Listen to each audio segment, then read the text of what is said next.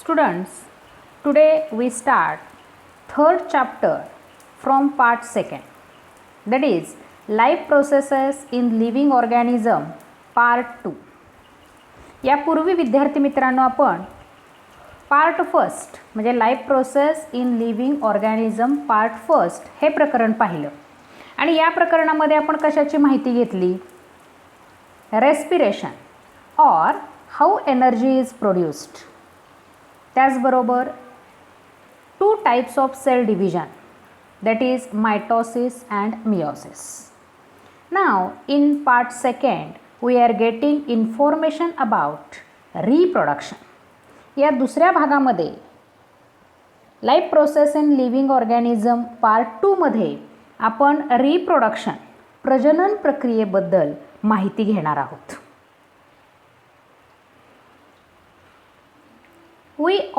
We know that there are different life processes, and which are those life processes here given, that are nutrition, respiration, excretion, sensation and response. त्यालाच म्हटलं जातं control and coordination, as well as circulation, reproduction. All these are the life processes. हे आपल्याला माहिती आहे, ह्या सगळ्या जीवन प्रक्रिया आहेत आणि ह्या एकमेकांशी निगडीत असतात आणि ह्या सुरळीतपणे काम करतात. त्यामुळं एखाद्या सजीवाचं जीवनचक्र व्यवस्थितपणे काम करत असतं. तर आपल्याला याच्यामध्ये शेवटचा जो पॉईंट आहे त्याला आपण अंडरलाईन केलेली आहे बघा. रिप्रोडक्शन दिसते आपल्याला ह्या ठिकाणी. रिप्रोडक्शनला अंडरलाईन केलेली आपल्याला दिसून येते. तर या प्रकरणात आपण रिप्रोडक्शनबद्दल अधिक माहिती घेणार आहोत. What is a reproduction? प्रजनन म्हणजे नेमकं काय? Formation of new organism of same species by earlier existing organism are called as reproduction. म्हणजे अस्तित्वामध्ये असणाऱ्या सजीवापासून त्याच प्रजातीचा नवीन सजीव निर्माण होण्याच्या प्रक्रियेला रिप्रोडक्शन असं म्हटलं जातं. Formation of new organism of same species. Species म्हणजे प्रजात. नवीन सजीव त्याच प्रजातीचा नवीन सजीव कुणापासून निर्माण होतो?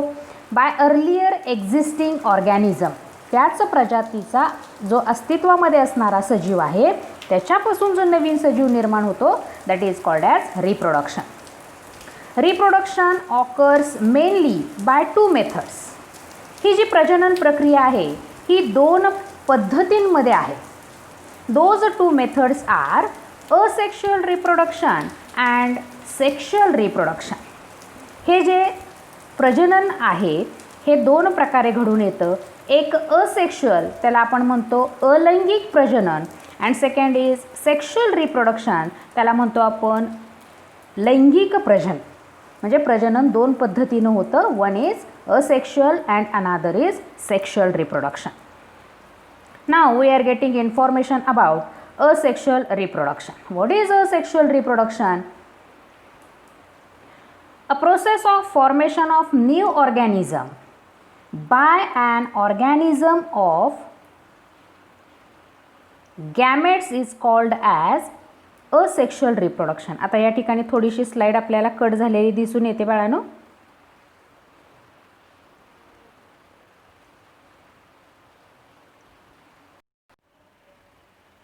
या ठिकाणी बघा असेक्शुअल रिप्रोडक्शन म्हणजे अलैंगिक प्रजननाबद्दल आपण माहिती घेतोय.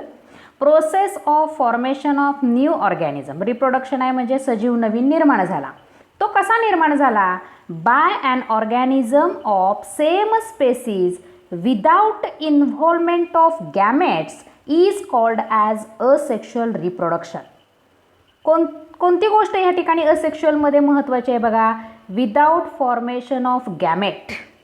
गॅमेट फॉर्मेशन कोणत्या प्रोसेसमार्फत होतं? या प्रकरणाच्या पूर्वीच्या प्रकरणात आपण माहिती घेतलेली आहे मायटॉसिस आणि मिओसिस. मिओसिस जी सेल डिव्हिजन प्रक्रिया आहे या सेल डिव्हिजन प्रक्रियेमार्फत गॅमेट फॉर्मेशन होतं. मात्र अलैंगिक प्रजननामध्ये गॅमेट म्हणजे युग्मक निर्मितीशिवाय, म्हणजे या अलैंगिक प्रजननात युग्मक निर्माण होत नाही, तयार होत नाही. Fusion of gamete does not take place. आणि अशा पद्धतीनं तयार होणारा जो सजीव आहे त्या प्रक्रियेला आपण म्हणतो asexual reproduction. A process of formation of new organism by an organism of same species. अतिशय महत्त्वाचा शब्द आहे. Without involvement of gametes. युग्मकांच्या निर्मितीशिवाय किंवा युनियन म्हणजे त्यांच्या संयोगाशिवाय. युनियन म्हणजेच काय तर युग्मकांच्या संयोगाशिवाय होणारं जे काही प्रजनन आहे त्याला आपण अलैंगिक प्रजनन असं म्हणत असतो.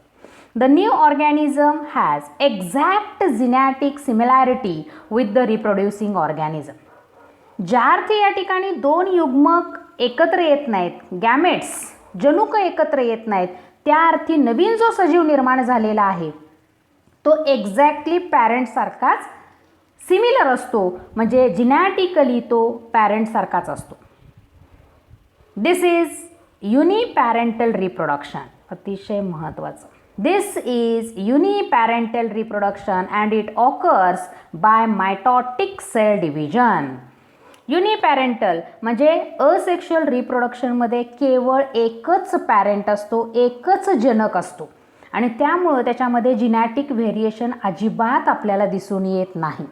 आणि मग मात्र या अलैंगिक प्रजननामध्ये जो सजीव निर्माण होतो तो मायटॉटिक सेल डिव्हिजन म्हणजे सूत्री विभाजन प्रक्रियेनं या सजीवाची निर्मिती होत असते. Absence of genetic recombination is drawback. या असेक्शुअल रिप्रोडक्शनचा ड्रॉबॅक काय आहे? Absence of genetic recombination. जर दोन पॅरेंट असते मेल आणि फिमेल आणि यांच्या गॅमेटच्या युनियनमधून सजीव निर्माण झाला असता तर त्याच्यामध्ये जिनॅटिक व्हेरिएशन आलं असतं. पण इथं एकच पॅरेंट असल्यामुळं पॅरेंटचे सगळे गुण आपल्याला ऑफस्प्रिंग्समध्ये म्हणजे न्यू बॉर्न डॉटर सेल जे असणार आहे त्याच्यामध्ये आपल्याला दिसून येणार आहेत. त्यामुळं त्याच्यात कोणतंही जिनॅटिक व्हेरिएशन आपल्याला दिसून येत नाही. Absence of genetic recombination is drawback. हा दोष आहे की त्या अलैंगिक प्रजननामधील सजीवामध्ये जिनॅटिक रिकॉम्बिनेशन जनुकीय घटक एकत्र न आल्यामुळं ते व्हेरिएशन आपल्याला त्याच्यामध्ये दिसून येत नाही. Whereas fast process is advantage of this reproductive method. Drawback आहे genetic recombination, absence of genetic recombination. मात्र आपल्याला याच्यापासून आउटपुट काय मिळतो, फायदा काय आहे बघा. तर हे असेक्शुअल रिप्रोडक्शन जे आहे हे काय आहे? फास्ट आहे, म्हणजे लवकर घडणारी प्रक्रिया आहे. एकाच वेळेला अनेक सजीवसुद्धा निर्माण होऊ शकतात एका सजीवापासून. त्याचबरोबर त्यांच्या निर्मितीसाठी लागणारा कालावधीसुद्धा काय आहे? कमी आहे. This is the advantage of asexual reproduction. इथं तुम्हाला डायग्रॅम दिसते बाळांनो, त्याच्यामध्ये सुद्धा इन्फॉर्मेशन मिळेल तुम्हाला. Remember asexual reproduction means a single living organism can produce one or many identical individuals. Identical individuals म्हणजे त्याच्यासारखेच सजीव. वन और मेनी एक किंवा अनेक सजीव एका सिंगल सेलपासून, युनिपॅरेंटल एका सिंगल सेलपासून तयार होतात. That process is called as asexual reproduction. Examples many invertebrates such as sponges and hydra. या ठिकाणी आकृती आपल्याला दाखवलेली आहे. स्पंज आणि हायड्रा यांच्यामध्ये सुद्धा असेक्शुअल रिप्रोडक्शन घडलेलं आपल्याला दिसून येतं. Individuals produce birds that develop directly on the parent. Once mature they may break off and become independent. म्हणजे बडिंग प्रोसेस आहे असेक्शुअल रिप्रोडक्शनचीच, ते आपण पुढच्या भागामध्ये बघणार आहे. आता असेक्शुअल रिप्रोडक्शन कशा पद्धतीनं घडतं बघा. Asexual reproduction in unicellular organism. या भागामध्ये आपण युनिसेल्युलर ऑर्गॅनिझममधलं असेक्शुअल रिप्रोडक्शन बघणार आहे. त्यातला पहिला जो भाग आहे बायनरी फ्युजन. बायनरी, बाय म्हणजे दोन, फ्युजन म्हणजे दोन भाग होणे. तर एका सजीवाचे दोन भाग होणे म्हणजे एका पेशीपासून दोन पेशी. जसं आपण मायटॉसिस बघितलं तसंच एका पेशीच्या दोन पेशी होणं, that is called as binary fusion. What is binary fusion? In biology, binary fusion is a type of asexual reproduction where a parent cell divides resulting in two identical cells. Binary fission ही अशी प्रक्रिया आहे की ज्याच्यामध्ये parent जो असतो, parent unicellular म्हणजे एकच पेशी आली, त्यामुळं पॅरेंट सेल या ठिकाणी आपल्याला दिसतोय. या पॅरेंट सेलचं डिव्हिजन होतं आणि 2 डॉटर सेल्स और 2 डॉटर ऑर्गॅनिझम्स आर फॉर्म. एका सजीवापासून 2 सजीव निर्माण होतात. या प्रक्रियेला म्हणायचं binary fusion. And these 2 daughter cells are identical to parent. कारण यात एकच पॅरेंट असल्यामुळं जे डॉटर सेल्स तयार होणार आहेत ते टोटली पॅरेंटसारखेच असणार आहे. And having the parental to and having potential to grow to the size of the original one. Having the potential. आणि जे डॉटर सेल निर्माण झालेले आहेत त्यांच्यामध्ये एवढी शक्ती निर्माण होते, पुन्हा काही कालांतरानं ते पॅरेंट होतात किंवा त्यांची पूर्ण वाढ होते आणि पुन्हा त्यांच्यापासून नवीन ऑर्गॅनिझम किंवा त्यांचं रिप्रोडक्शन होतं. म्हणजे they have capacity to reproduce other organisms. म्हणजे अशा पद्धतीनं एका पॅरेंटपासून 2 डॉटर सेल आपल्याला मिळतात. त्या प्रोसेसला म्हणायचं बायनरी फ्युजन. आता हे बायनरी फ्युजन कुणामध्ये दिसतंय आपल्याला? अमिबामध्ये. आपण डायग्रॅम एक्सप्लेन करूया. दिस इज अमिबा.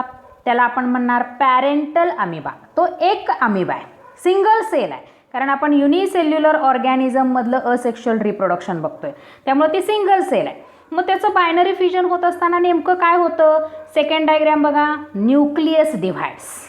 म्हणजे इथं जो न्यूक्लियस होता पॅरेंटमधला त्याचं हळूहळू विभाजन व्हायला लागतं आणि 2 न्यूक्लियस तयार झाले. न्यूक्लियस डिव्हिजन झाल्यानंतर सायटोप्लाझमिक डिव्हिजन, म्हणजे सायटोप्लाझम हळूहळू डिव्हाइड व्हायला लागतं आणि सायटोप्लाझम डिव्हाइड झाल्यानंतर ह्या 2 सेल आपल्याला चौथ्या डायग्रॅममध्ये सेपरेट झालेल्या दिसून येतात.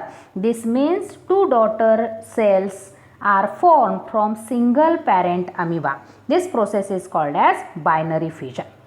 Now next process, that is the binary fusion, also take place in Euglena as well as Paramecium.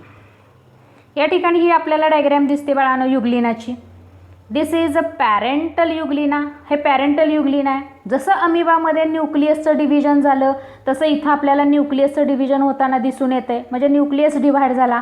Nucleus divide झाला की सायटोप्लाझम पण डिव्हाइड होतं आणि सायटोप्लाझम डिव्हाइड झाल्यानंतर आपल्याला 2 डॉटर युग्लिना तयार झालेले दिसून येतात. आणि हे जे आहे युग्लिनामधलं जे डिव्हिजन आहे त्याला म्हणायचं लॉन्जिट्युडनल बायनरी फ्युजन. लॉन्जिट्युडनल. आता लॉन्जिट्युडनल म्हणजे काय? आपण साऊंड वेव्हबद्दल इन्फॉर्मेशन घेतलेली आहे. How sound wave travel in air. Sound wave travel कशी करते हवेमध्ये? तर साऊंड वेव्ह जी आहे ती कॉम्प्रेशन आणि रेअरफॅक्शनच्या माध्यमातून तिचं प्रपोगेशन होताना आपल्याला दिसून येतं. कॉम्प्रेशन अँड रेअरफॅक्शन उभ्या रेषा आपण काढलेल्या होत्या. त्याच पद्धतीनं that process is called as longitudinal binary fusion और लॉन्जिट्युडनल सेक्शन. आता या ठिकाणी आपल्याला बघा पुढच्या आकृतीमध्ये पॅरामेशियम दिसतोय. हा पॅरामेशियम आहे. This is single cell of paramecium. Parental paramecium याला म्हणू शकतो. ॲज युज्युअल सेल डिव्हिजन होत असताना न्यूक्लियसचं डिव्हिजन होताना आपल्याला दिसून येते. त्याचबरोबर न्यूक्लियसचं डिव्हिजन झालं की पुन्हा सायटोप्लाझम डिव्हाइड झाला आणि सायटोप्लाझम डिव्हाइड झाला की एका पॅरेंटपासून आपल्याला 2 डॉटर सेल तयार झालेले दिसून येतात. मात्र पॅरामेशियममधलं जे बायनरी फ्युजन आहे त्याला आपण काय म्हणणार आहे? Transverse binary fusion. आपण ट्रान्सवर्स वेव्ह बघितली. कशी होती ती ट्रान्सवर्स वेव्ह? एक्स ॲक्सिसवरती जात होती. त्यामुळे ही एक्स ॲक्सिस आपल्याला एक्स ॲक्सिसमध्ये डिव्हिजन झालेलं दिसून येतं, म्हणून त्याला आपण म्हणलेलं आहे ट्रान्सवर्स बायनरी फ्युजन. म्हणजे युग्लिनामध्ये लॉन्जिट्युडनल बायनरी फ्युजन होतं आणि पॅरामेशियममध्ये ट्रान्सवर्स बायनरी फ्युजन घडून येतं. गाळलेल्या जागेला प्रश्न येऊ शकतो. आपण बायनरी फ्युजन बघितलं. Binary fusion is the process of asexual reproduction in which single parent is mitotically divide into 2 identical daughter cells. म्हणजे एका सजीवापासून आपल्याला 2 सजीव निर्माण झालेले दिसून येतात. अँड जे 2 सजीव तयार झालेले आहेत डॉटर सेल त्याला आपण म्हणतो they are totally identical to parent. कारण एकच पॅरेंट जनक असल्यामुळं डॉटर सेल हे जनकासारखेच आपल्याला दिसून येतात. when the plane of cytoplasmic division coincide with transverse axis of individual. इथं दिसते बघा ट्रान्सवर्स ॲक्सिस, हा आडवा जो आहे. इंडिव्हिज्युअल म्हणजे तो जो सजीव आहे त्या सजीवाच्या ट्रान्सवर्स ॲक्सिसवरती जेव्हा त्याचं डिव्हिजन घडून येतं, then this type of binary fusion is called as transverse fusion. म्हणजे या प्रकारे जे फ्युजन घडून येणार आहे ट्रान्सवर्स ॲक्सिसमध्ये झालेलं, त्याला आपण म्हणणार transverse binary fusion. When the plane of cytoplasmic division, cytoplasm जेव्हा कोइन्साइड विथ लॉन्जिट्युडनल ॲक्सिस, या ठिकाणी दिसते बघा लॉन्जिट्युडनल ॲक्सिस. सायटोप्लाझम कसं डिवाइड झालं आहे, उभ्या पद्धतीनं डिवाइड झालेलं आहे, म्हणजेच लॉन्जिट्युडनल ॲक्सिसवरती डिवाइड झालेला आहे. ऑफ इंडिव्हिज्युअल म्हणजे त्या सजीवाच्या लॉन्जिट्युडनल ॲक्सिसमध्ये डिवाइड झाल्यामुळं the fusion is called as longitudinal binary fusion. ते कुणामध्ये घडून आलेलं आहे, युग्लिनामध्ये longitudinal binary fusion. 2 cell daughter cell तयार झालेले आपल्याला दिसून येतात. खाली एक जनरल आकृती आपल्याला दाखवलेली, लॉन्जिट्युडनल बायनरी फ्युजन युग्लिनामध्ये, transverse binary fusion, transverse binary fusion आपल्याला दिसून येते पॅरामेशियममध्ये. मग अमिबामध्ये कसं झालेलं आहे, अमिबामध्ये irregular binary fusion, because we know that amoeba has no particular shape. अमिबाला कोणत्याही प्रकारचा विशिष्ट असा आकार नाही आहे, त्यामुळे अमिबाचं जे बायनरी फ्युजन झालेलं आहे ते इररेग्युलर बायनरी फ्युजन. युनिसेल्युलर ऑर्गॅनिझममधील असेक्शुअल रिप्रोडक्शनची पहिली पद्धत बघितली आपण बायनरी फ्युजन. अमिबा, युग्लिना आणि पॅरामेशियम यांच्यामध्ये बायनरी फ्युजन घडलेलं आपल्याला दिसून येतं. Now we are next asexual reproduction method in unicellular organism, that is multiple fusion. Multiple fusion, multiple म्हणजे काय, एकापेक्षा जास्त. मल्टिपल म्हणजे एकापेक्षा जास्त. आता एकापेक्षा जास्त सजीव निर्माण होण्याची जी प्रक्रिया आहे त्याला आपण म्हणतोय मल्टिपल फ्युजन, बहुविभाजन. The nucleus of the parent cell divides several times by amitosis, producing several nuclei. The cytoplasm then separate, creating multiple daughter cells. म्हणजे जे बायनरी फ्युजनमध्ये बघितलं होतं तीच प्रक्रिया या ठिकाणी मल्टिपल फ्युजनमध्ये होते, फक्त मल्टिपल टाइम्समध्ये. बायनरीमध्ये एका न्यूक्लियसचे 2 न्यूक्लियस होत होते, मल्टिपलमध्ये एका न्यूक्लियसचे अनेक न्यूक्लियस तयार होतात. म्हणजे एक न्यूक्लियस जो आहे त्याचं सेव्हरल टाइम मायटोसिस घडून येतं आणि एका न्यूक्लियसचे असंख्य न्यूक्लियस किंवा मल्टिपल न्यूक्लियस तयार होतात. मग न्यूक्लियस तयार झाले की पुढची प्रोसेस काय आहे, सायटोप्लाझम डिव्हिजन. म्हणजे न्यूक्लियस तयार झाला की प्रत्येक न्यूक्लियसमध्ये काय शेजारी जाऊन काय बसतं, सायटोप्लाझम बसतं. आणि मग सायटोप्लाझम आणि न्यूक्लियस मिळून काय तयार होतो, सेल. म्हणजे एका वेळेला अनेक सेल तयार झालेले आपल्याला दिसून येतात. मगाशी आपण असेक्शुअल रिप्रोडक्शनची माहिती घेत असताना ॲडव्हान्टेज आपण बघितलेलं होतं. Fast growth is the advantage of asexual reproduction. म्हणजे एका वेळेला असंख्य सजीव निर्माण करण्याची क्षमता या अलैंगिक प्रजनना प्रक्रियेमध्ये असते. Multiple fusion is adopted by unicellular organism amoeba and other similar protists to survive and reproduce under unfavorable condition. Unfavorable condition म्हणजे काय की जेव्हा त्यांना हवं असणारं वातावरण सराउंडिंगमध्ये नसतं, दॅट इज अनफेवरेबल कंडिशन. अशा परिस्थितीमध्ये सर्व्हाइव्ह जिवंत राहण्यासाठी, त्याचबरोबर रिप्रोडक्शन प्रजनन प्रक्रिया टिकवून ठेवण्यासाठी काही सजीव such as amoeba and protist, amoeba आणि काही प्रोटिस्ट जे आहेत त्यांच्यामध्ये मल्टिपल फ्युजन झालेलं आपल्याला दिसून येतं. Amoeba and protist are the unicellular organism. They use such type of reproduction method for which purpose, for survival under unfavourable condition. म्हणजे जेव्हा वातावरण अयोग्य असतं, त्यांना हवं असं पोषक वातावरण मिळत नाही आणि अशा वेळेला त्यांना सर्व्हाइव्ह होण्यासाठी आणि रिप्रोड्यूस होण्यासाठी मल्टिपल फ्युजन प्रक्रिया वापरली जाते. कशा पद्धतीनं घडून येते ही multiple fusion reproduction?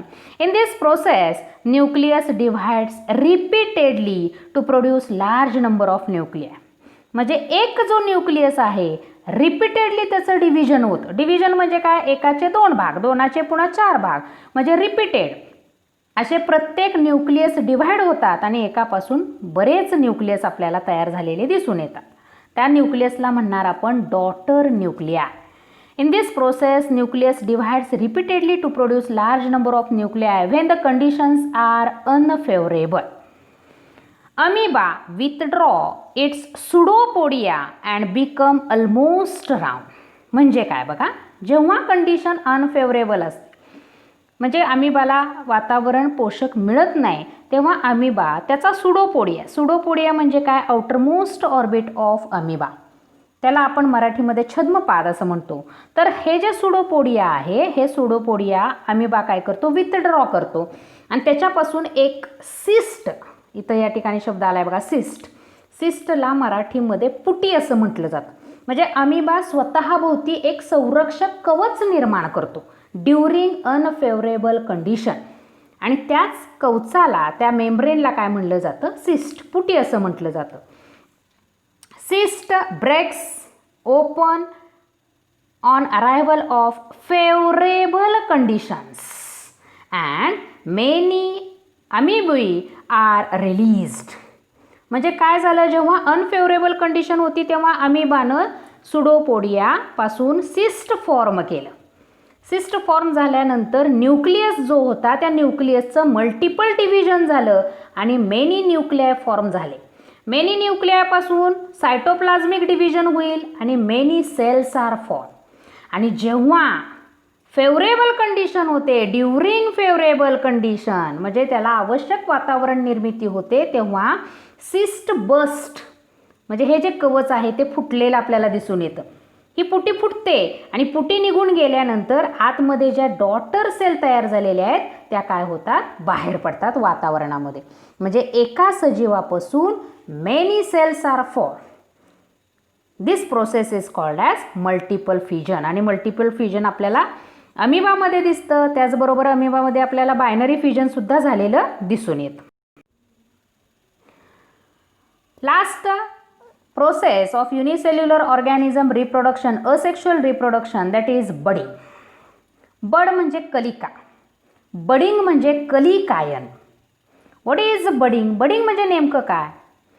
Asexual reproduction occur by budding in yeast. कुणामध्ये हे बडिंग घडून येतं? ईस्टमध्ये घडून येतं. ईस्ट काय आहे?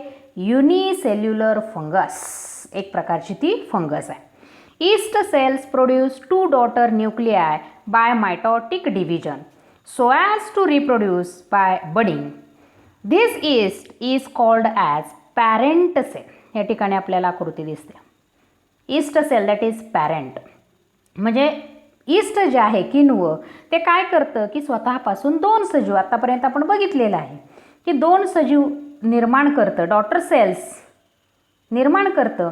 2च करतं असं नाही, बडिंग प्रोसेसमध्ये डिफरंट बर्ड्स आर फॉर्म आणि न्यूक्लियसचं डिव्हिजन होतं, न्यूक्लियस पाठोपाठ सायटोप्लाझमचं पण डिव्हिजन होतं आणि त्या बर्ड जेव्हा मॅच्युअर होतात तेव्हा त्या सेपरेट होतात आणि रिप्रोडक्शन घडून येतं. A small bulge appear on the surface of parent. या ठिकाणी दुसऱ्या प्रोसेसमध्ये आपल्याला दिसते बघा की बड इज डेव्हलप्ड ऑन पॅरेंट. त्या जनक जो बड आहे, जनक पेशी जी आहे त्या जनक पेशीवरती बल्ग म्हणजे काय? फुगवटा, एक छोटासा फुगवटा आलेला आपल्याला दिसून येतो. This bulge is actually bud. तो फुगवटा म्हणजेच काय असते तर बड, कलिका असते. One of the 2 daughter nuclei enter this bud.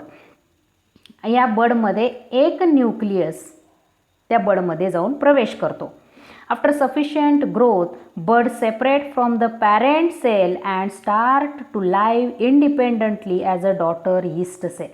या दुसऱ्या आकृतीमध्ये आपल्याला दिसून येते न्यूक्लियसचं डिव्हिजन झालं, सायटोप्लाझम डिवाइड व्हायला लागला आहे.